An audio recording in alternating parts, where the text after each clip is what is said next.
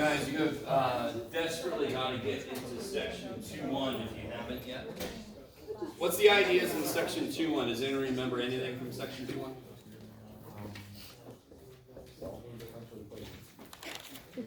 Okay, attractors and repellers, right? And what's the ones that are in between? Semi-stable. Okay. I want to see that word. Warning: semi-stable cliffs ahead. You guys all with me so far? Okay, what do those relate to? Those are kind of like terminology we use in relation to what visual? The phase. Did you say phase pump? What did you say? phase chart. Phase. Okay, phase portrait. Yeah. Right. So this would be, for example, very quickly, if I had, and here's one more terminology word. Can anyone identify what type of differential equation that is? Give me. Is it linear? Is that a linear DE? ODE? Nope, good, because they got a y squared piece, right? Yes, say again? Autonomous, right? It's its own person. The y determines its own fate. Right? The slope of the y function does not depend on x, so the y is all about itself. It's like, I'm going to tell myself where the hell to go. Okay. You guys all with me? That's autonomy. What can I determine, because that was nice, what can I determine? Well, wasn't that nice?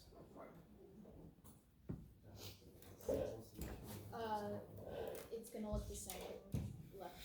Good, okay, so since it's autonomous, it only depends on y, which means if I did create that direction field, it would be repeated for every value of x. It would be exactly the same, right? Because it only depends on y. So as the y's change, my little lineal elements could change. But as the x's change, I just get the same exact picture. Does that make, hopefully that just makes immediate sense. And this is why I can condense it to a phase portrait.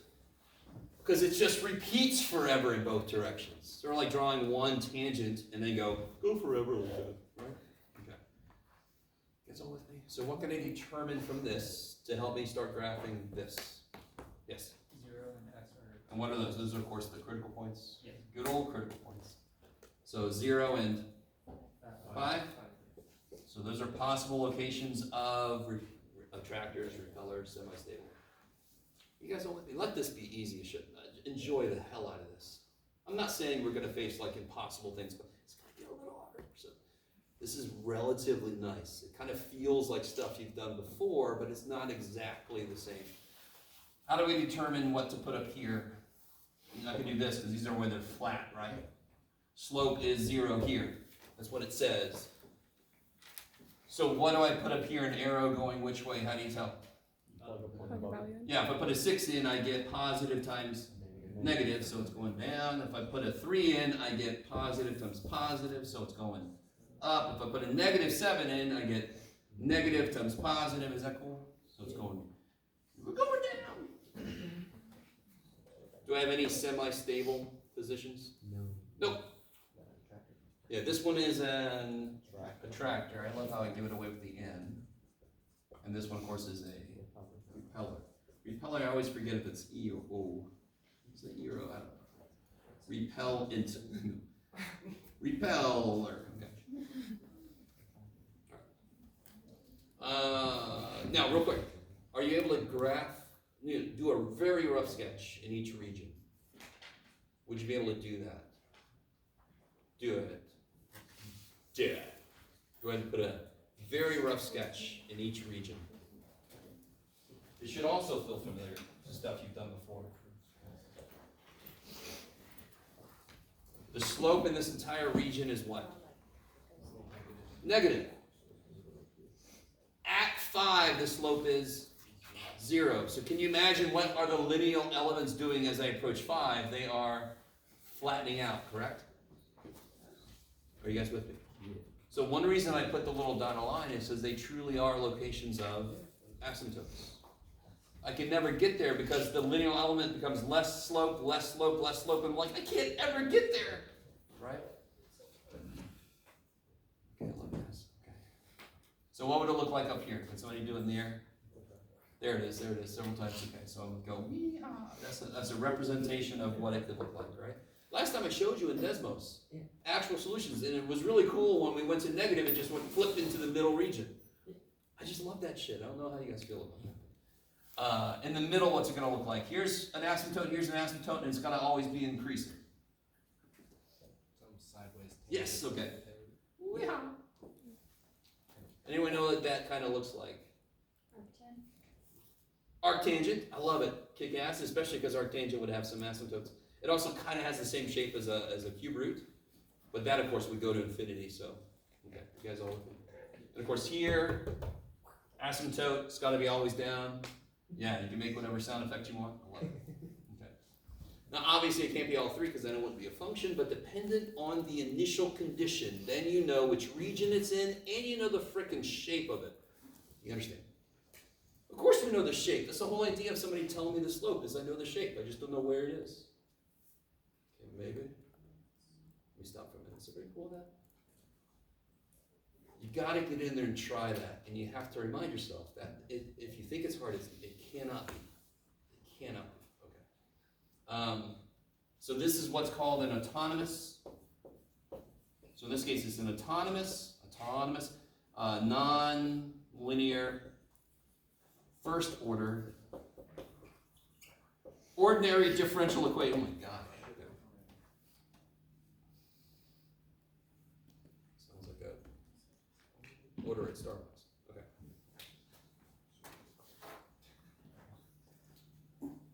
So, let me think. That was everything in that section. Is that right? Yes. Yes. Okay. So we're going to get into section 2.2 and 2.3 today. That's my hope. We'll see how it goes. We're finally fully getting into, I think last time we did get into separable stuff, yes? Oh crap, we don't look anymore. Chase up. You are dying, poor little dude. Which one of you is good? This guy. You go away.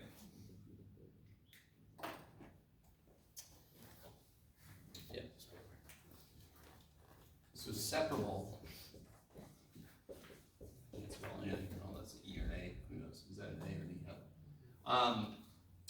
In general, it means that I have something like this: dy dx equals f of x g1.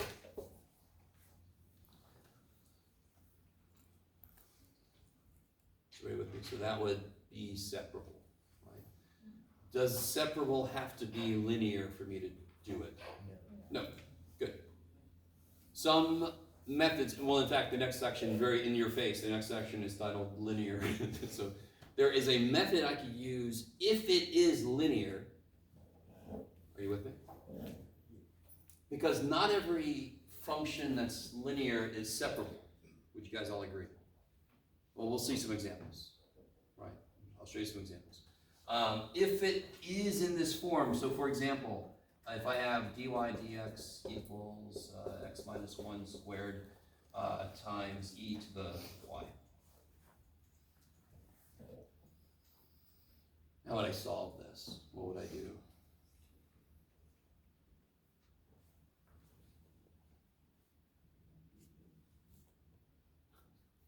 Somebody's whispering to me and doing stuff in the air. Like, I don't know, slide? Steal third. No. Could you put all the y stuff on one side and x Yeah, stuff on the other? So the name of the thing gives it away. So since I can separate it, I do. If I can get all my y shit together, in fact, let me just write it like this. And all my x shit together, then to undo the differentiation, I just have to integrate, right? So separable functions, now of course, can they be ugly? Sure, I can put functions in there where you have to use trig sub or whatever the hell, right? You understand that's gonna happen. So you have to kind of be able to go back and remind yourself how the hell those work. It's basically chapter 7 from Calc 2. All that stuff can show up wherever the hell it wants to. But that's relatively nice by now, right? Most of you guys have gone through Calc 3, so that should be relatively nice by now. Here, all I have to do is what? What's the interval of this?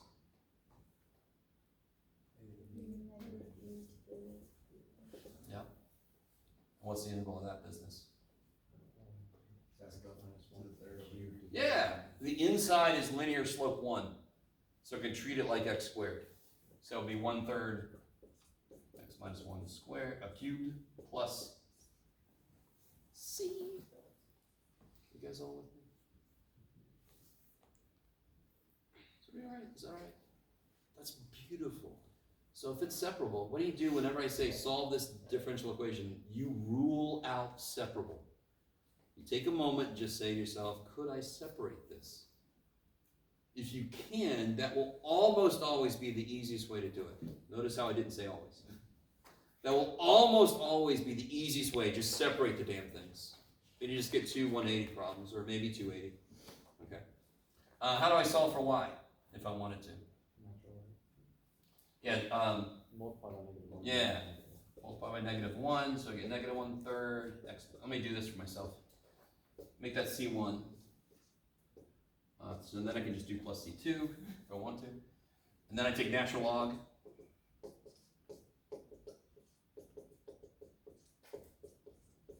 And then I divide by negative 1, which would actually, let's see if you guys are cool with this. What would that do?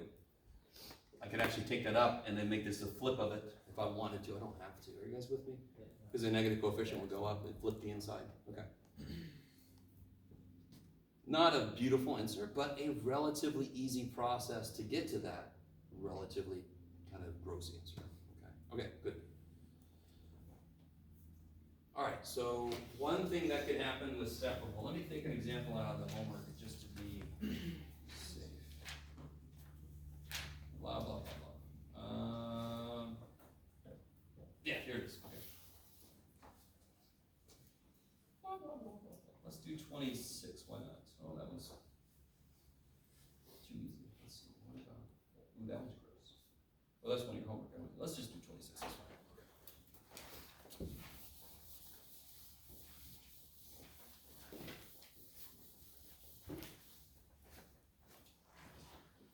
Let's see. You can do this. Oh yeah, I can. Okay. So dy dt. Go get old case. Plus 2y equals 1. And it tells me an initial condition. Y is 0 equals 5/2. Very quickly. How would you determine what f is to evaluate this with the existence and uniqueness theorem? What would I do first to determine what the f is? What the f? You guys all forgot what's going on. Solve for dy. Yeah, solve for dy dt. Existence, uniqueness. What do I look at? There's my f, right? There's my f. What do I look at? Two things. Where is that? Continuous? Bless you. Everywhere. Whereas the partial with respect to y, well, that would just be -2. So where's that continuous? Everywhere. Good. So I am guaranteed, no matter what the hell the initial condition is, I am guaranteed to have a unique solution exist. So whatever answer I get, I know it's the only damn answer. So let's see if that's true. Let's find out. Because real quick, can anybody tell me what the constant solution would be? Is there one? Is there a constant solution? Yeah, there is. If I can make this 0 with a constant, isn't this going to be 0 for a constant? Yeah, that's the whole idea of finding constant solutions. Do you understand? If I make y a constant and I've got it solved for dy, d whatever, that's 0. So if I can make this side 0 with a number, that's a constant solution. So what is that? 1/2, right? Now, of course, why does that not even come into play? Because that's not what my initial condition involves, right? So I'm going to come back to that in a minute. So just put that on the side. That is a possible solution. That's not the solution for this one because that does not say y is 1/2. Okay. How do I solve this? Go ahead and solve. You're all like, we didn't say, we don't know. Do it. Solve. You can do it. Is it separable? Yes. Okay. Is there any t function up there explicitly? That kicks ass. Kicks so much ass. Integrating with respect to t is going to be stupid. Okay. If you let it be.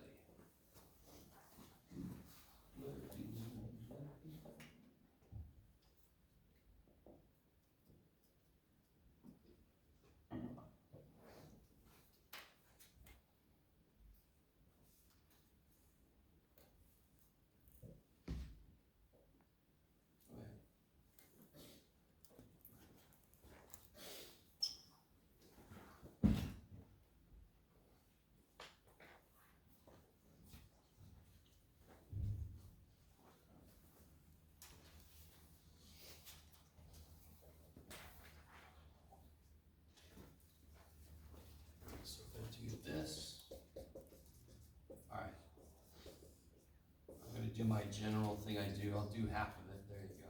You're welcome. Does this give anybody any issues? Well, it's got to be natural log, correct? Yeah. So I'm going to just slap down the wrong answer and then adjust it. Right? You can do this with a lot of integration. I know it's got to be this. But if it was just that, that can't be true because it's missing the chain rule piece if I take a derivative, right? So there's no -2 up here that I would get. So then I just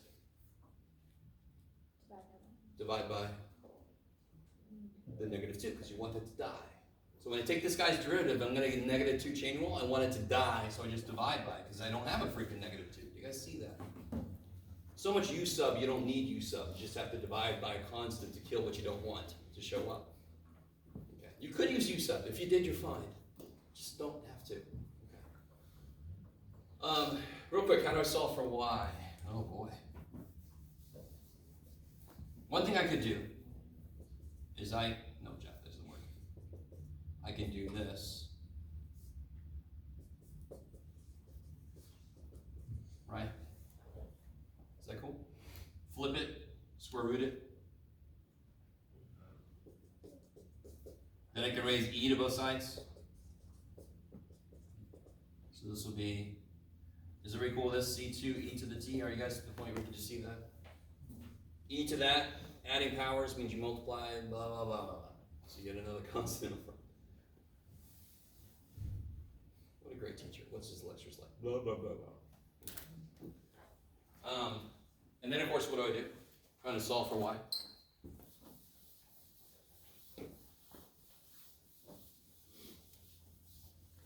What's the immediate thing you got to kill so you can get to the y? Yeah, I got to kill at 1/2 power so I can get to the y. So I'm going to square both sides.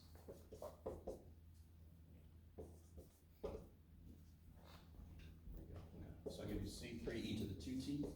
Let me make sure you guys are with me. If I square this side, don't I get e to the 2t? Don't I also get c2 squared? Which I'm just going to call c3. Is everybody really with me right now? Okay, we're not to the crazy stuff yet. Okay. Then I could just do this. Is this cool? Let me see. Let me do this one step at a time. Just flip both sides. Is that all right? Or multiply up, whatever. Right? Yes. On the bottom left over there, isn't it, so you raise everything to the power of b, isn't it supposed to be et plus the constant 2? Yeah, totally. So you'll get e to the t plus c1, correct? Okay. Which is e to the t times e to the c1. Okay, yeah. And that is c2. I want you to understand, I don't need to be able to go back through the evolution of the constants. Sometimes I get students that are like, do I have to keep track of? No, it doesn't matter where shit, just matters where you end up. And then whatever the initial condition is will determine what that constant is. These constants don't matter. I'm just accumulating shit. At the end, I'm going to get a main constant that I solve for if I give an initial condition. What do you guys all think? All right. Is everybody cool with this? I mean, all we're doing is simplifying stuff. So now I can just do this. I can do stuff to this. Let me see if you guys are cool with this. 1 over C3 is C4. 1 over e to the 2t is e to the -2t. And then I get y equals 1 minus C4 e to the -2t over 2. Real quick, wasn't y equal 1/2 a possible solution? If I make C4 0, what do I get? 1/2, cool. So I think at one point, I can't remember if I used this terminology, but it's not really a generally accepted one, but you have a standalone solution, like a constant that you can't pick up with a choice of C. We did an example like that. I don't know if you guys remember. There were 2 constant solutions. One of them we got by making C 0, and the other one was impossible to get. So it's a whole separate, its own solution. I don't know if you guys remember this. The constant solution here, is it a standalone, kind of like its own solution? No, because if I make C4 0, I get 1/2. Is that like immediately monstrously important? No, not totally. Okay. Yes? Where did the -1/2 go? Oh, I pulled it up. So, right, logarithms, I can put that up as a power. And then I flip this, and I square root it. Right? It'll be -1/2 power, so negative power flip, 1/2 square root. Okay, cool. like it. So I understand that when you get to higher levels of mathematics, you are so concerned about the new higher level math that your brain sometimes short circuits on simplifications of stuff, right? I get that. Trust me, I get that. But you gotta be really careful as you simplify stuff. Obviously, now it's kind of nice you have a teacher that actually does partial credit. So I have students asking me if they need a Scantron for my test, and my standard answer is, if a math teacher needs you to get a Scantron, they're not a math teacher, because the most important thing for a math teacher to look at is freaking work, right? So Scantrons would make tests so quick for me to grade, but you know. All right, all that aside. Is everybody decent with that? So section 2.2 needs to become one of your early favorites, because it really just kind of becomes, at worst, a 280 problem. Like a chapter 7 280 problem, right? Okay. Okay, let me make sure I didn't forget anything. I don't think so. No. Okay. So, the bulk of today I want to talk about linear equations. Could you right now, let me ask you this, can you write a general first order linear ODE? Could you write that? Do it. Just take a minute and then we'll compare answers. I want the general linear first order ODE. Okay.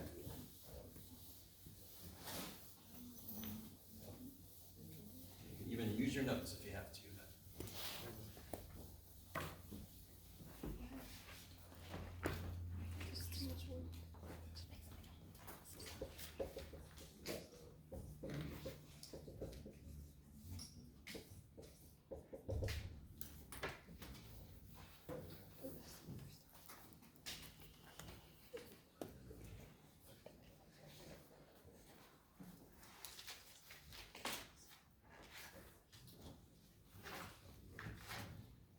Alright, so who's got one? What you got? Anybody want to tell me? Yeah. A1 x dy dx plus a sub 0 x y is equal to g of x. Coolness. That works. Did anyone have a different format? Yeah? C1 x y. Oh, okay. Be really careful though. C's will mean constants for sure. Okay. So when we have like functional coefficient functions, no, let me say this again. I like what I just said. We have functions. When I have coefficients that are functions, we use, the standard thing is use A1, A2, A0, A3, AN. C is specifically means is a constant. Yeah. Okay. But so- did you have basically this just with C's? No. What else? Okay. It was just C1 times x and then y times equal to 0. Oh, I see what you mean. So you're given like, so do it again, I'm sorry. So C1 times x times y prime is equal to 0. That? Yeah. Okay. So let's see, dy dx equals 0 then, right? Yeah. Okay. So is that linear? Yes. Is that first order? Yes. Is that ODE? Yes. But what I wanted was the general. So if I make A1 see what x, right? And I make A0x 0, and I make g of x 0, then it does boil down to that. Okay, good. Now real quick, so anything you wrote hopefully kind of boiled down to this. It's linear because everything involving y is just to a first power at most, right? Okay. And of course, could A0x be 0? Yeah. Okay, I like it. So, one amazing thing I could do is just divide by A1 to make the first term have a 1 coefficient, and then I just call this P of x, and I call this Q of x. Is that what this book does? I think so. Blah, blah, blah. I want to make sure he says no. Okay, good. I'm thinking about my book I use for men. Yeah, they have an F there. So that is the general linear first order ODE written in a certain format. So let's develop a method to solve this DE. we're gonna need a little help because it's not immediately obvious. Is this separable? Assuming there's none of these are 0, is this separable? Yeah. How would you separate it? So let's see, let's try to separate it. So dy dx equals f of x minus p of x times y. Do you guys now agree it's not separable? Because of the minus? Say again? Because of the minus? Totally, kick ass. If that was a times, then yeah, I could totally. Because remember, separable is dy dx equals function of x times function of y. I can't remember how I wrote it before, but right? Because then you can divide and separate it. Here, nope. I can't get all the x stuff with the dx. I can't get all the y stuff with the dy. So, but are some linear d's separable? Yeah, what would have to happen? If I just make f of x 0, is that separable? Totally. Okay, good. All right, okay, I like that. So just one thing I want you to realize as we learn more and more methods, some methods apply to forms, but certain forms could actually be used, you could actually use simpler methods to solve them. Are you guys, once we start learning some more methods to use based on the format, I'll show you some problems that could be solved 2 different ways. And then you can pick the way that's easier, right? Okay. All right, so we're with me. So this isn't necessarily separable. If every linear was separable, we wouldn't need to come up with a way to do it because we already have one, right? Okay. So it would be really mean if I just said, try to come up with a way to solve this because it's not immediately obvious how to do this. Here's the idea. Can you guys, please, if I have, let me see what's the best way. Yeah, let's just do this. If I have mu of x times y, can you guys take the derivative of that for me? What rule is going to primarily come into play? Product rule. Go ahead and take the derivative. I dare you.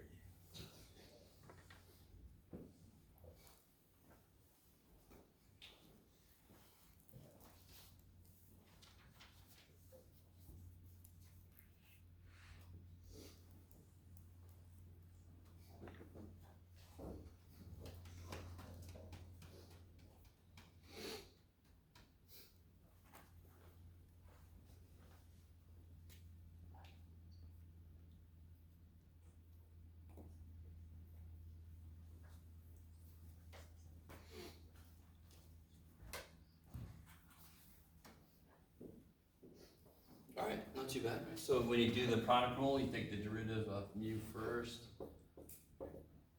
Is that cool so far? And then, of course, what would it be?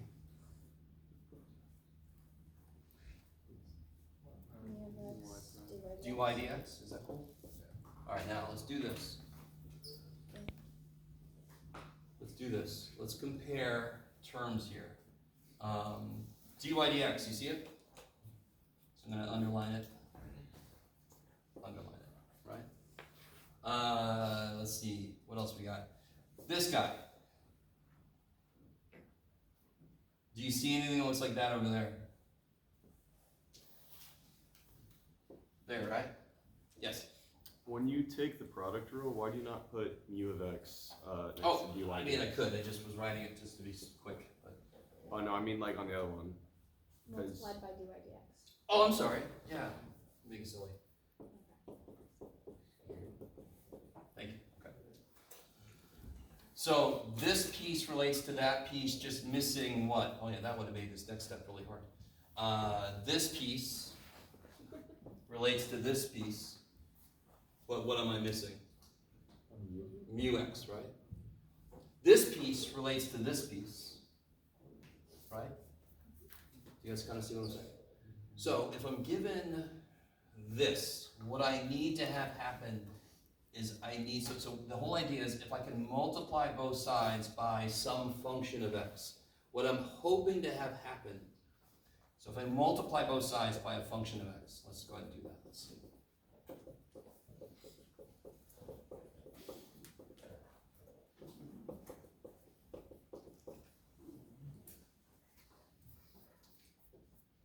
What I'm hoping to have happen is I want this side to become a total derivative, right? So that's what basically this is. If I multiply by dx, don't I get d this? Let me stop for a minute. So the idea, this is kind of nifty. Mu of x is then some kind of a functional factor that I'm missing to make this work. Factor because I'm going to multiply by it, right? So this factor that I want to multiply by will make integration directly possible. So we call this an integrating factor.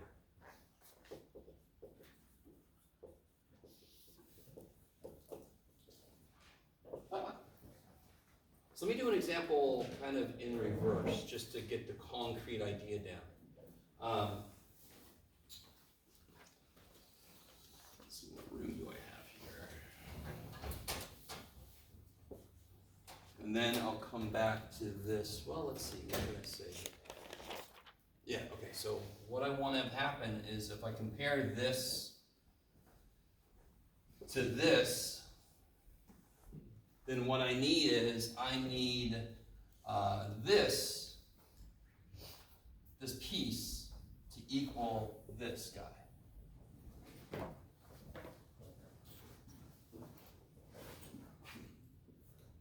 So let's see, if I say this, if I say, okay, I need, what am I at? Okay, mu x px y, I need that to equal d mu dx y. So I need mu x px to equal du dx. Make sure everybody's still with me. So, do you all agree with me that this term, I can see this term here? Okay, cool. This is the coefficient of y, and I can see that here. So just like, I know this might be a very unsatisfactory method, but partial fractions, when you compare coefficients, that's all I'm doing, right? So whatever's in front of the y here has to be the same as what's in front of the y here. Okay, let me stop for a minute. So this is a very kind of like subversive, not subversive, but a very kind of underground way to solve this. Let me see how I want to say this.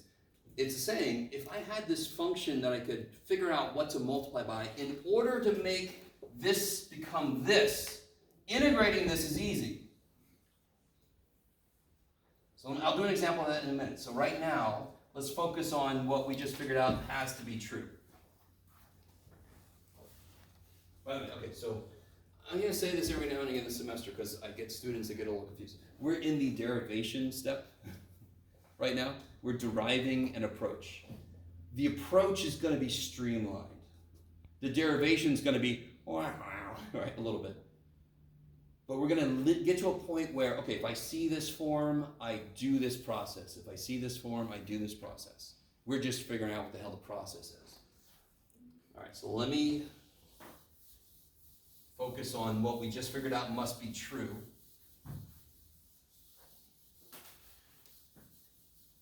Okay, so we just figured out this must be true.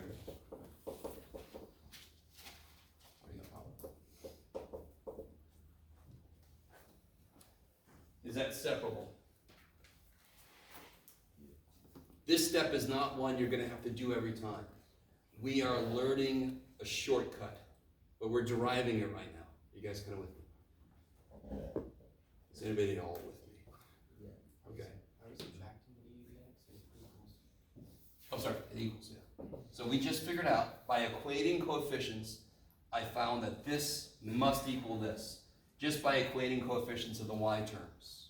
That must be true for this mu of x to do the job. Okay, so it did that just by equating coefficients. That must be true.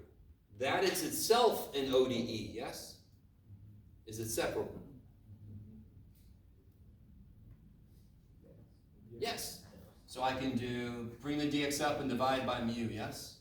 So I got p of x dx equals d mu over mu, just to cut to the chase.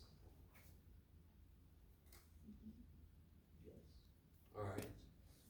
Now here's where it starts to be really obvious that this is developing an approach. I'm not gonna get an answer because I don't even know what the hell the P function is.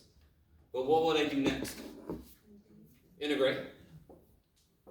So I'll do this side. That's always funny, Jeff, all right? Because I don't know what this is. I can't integrate that. I don't even know what it is, but it's just telling me whatever P is, I'm gonna have to integrate it. And of course, what do I get on this side? Plus C, yeah. Here's what's interesting. This is just a function that I need to multiply by to make this work. I'm gonna assume C to be 0 to make this the simplest it could be. You guys kind of follow what I'm saying? It's a very specific situation where I don't care what the plus C is. I'm gonna make it 0 just to make it the simplest the function could be. Right? Because I'm already gonna take my DE and make it look a little worse. Because I'm talking about just multiply both sides by some function, so it's gonna automatically look worse. So if I don't have to add C, then I'm not going to. I'm gonna make C 0. Because any of them will work. Okay. How do I solve for mu? Because that's what I wanna know. I wanna know what the hell am I gonna multiply by to make this thing work. How do I solve for mu? Yeah, so here we sort of, considering the interval of definition will never include a place where it goes across 0. I'm just gonna kind of take the absolute values away for the moment.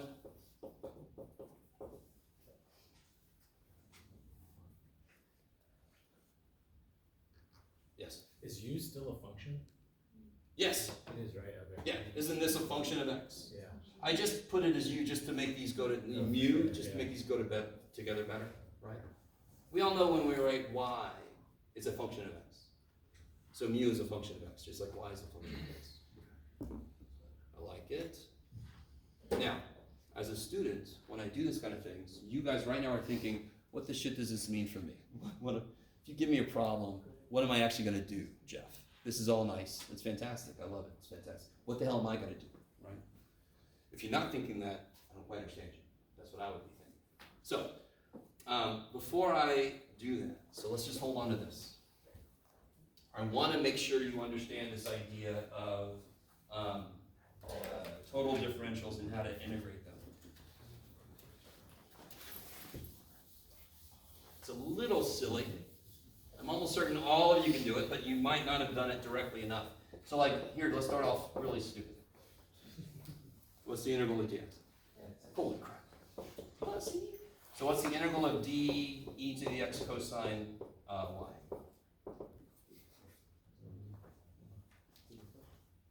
Come on, you can do it. Quick, bam. E to the x cosine y.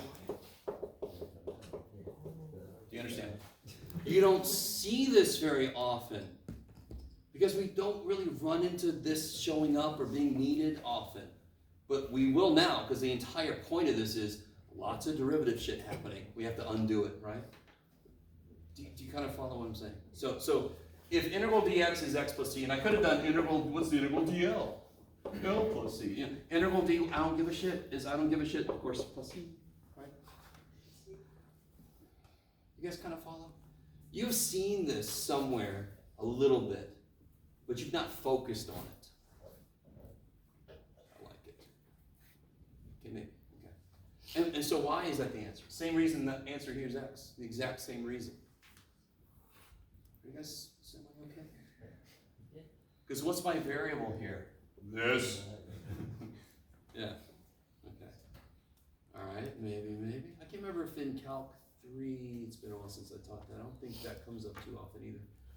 All right. So what I'm trying to do then, now you kind of get the idea of what I'm trying to do. In fact, real quick, let's do a concrete example. Has everybody got this here? Yes. This is what's important. This is what you want to really make a big note of. Given a linear first order ordinary differential equation, this is your integrating factor. You calculate what it is, and then you multiply both sides by it. We'll still do well, obviously we got to do a whole problem just to see how that comes together. But that's the first step in a linear ODE, is to calculate this. The real first step, though, is to figure out what the hell P is. Okay. So here, real quick, what is the total derivative of e to the x cosine y? let's just do this.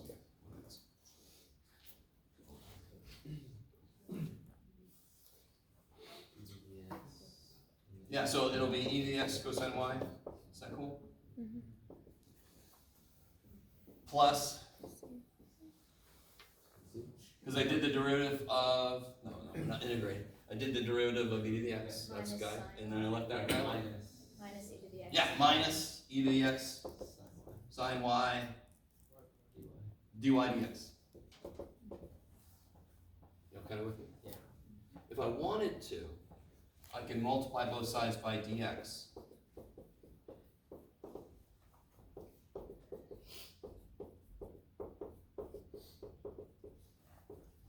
Here you go. Let's see.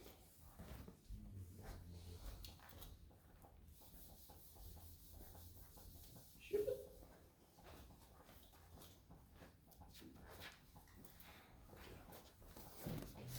You guys all with me? Yes, okay, so, doesn't this look like, let's see, how do I wanna put this together, let's see. Yeah, the way this is written, if I solve for dy dx, I can see what all my parts are. That's one way to look at this. Isn't this a function of x and y? Okay. So this is kind of coming into play, this idea of total derivative. This is gonna come up a few times this semester. So what I'm trying to do, if I'm given a function that I can put in this form, not a function, if I'm given a dE that I can put into this form, I keep forgetting what I put over there, okay. First thing I do is figure out what my mu is. What do I need to multiply everything by in order to be able to rewrite this?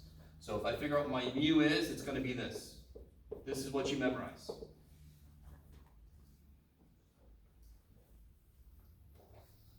If I multiply everything by that, so I'm going to get mu x dy dx plus mu x px y equals f of x times mu of x. Here's the part where this comes really into play. This whole side can be written as a total differential.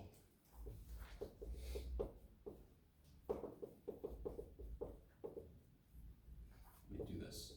Yeah, let me stop for a minute. Forgot my little beep beep. Let me stop. All the work we did earlier was to show that this becomes this. And then I can multiply by dx, yes? And then I integrate. This side's easy. If I multiply by dx, what do you get when you integrate this? Mu xy. And over here, whatever the hell it is. So let's try a problem. Let's try a real concrete problem now. Well, let's see, is it already time to go? Damn it. Time is gone. That sucks. You said. All right, I'm sorry. I don't like to leave you without a concrete example. But we're out of time. So again, linear first order ODEs. If they are separable, hell yes. I don't want to do this shit if I don't have to, right? If it's not separable, then you have to figure out the integrating factor, and then you know how it gets rewritten. Yeah. The method for linear equations. Linear first order ODEs. That's a very unsatisfactory name. 2, 3. 2 separable, 2 one's autonomous phase portraits, 2, 3 is linear. Okay. Yeah. Okay, so what is all this? Sort of. Yeah, we reviewed, and then we did separable real quick, and then we got into, yeah. So I like concrete answers. So what does this all mean for like us engineers?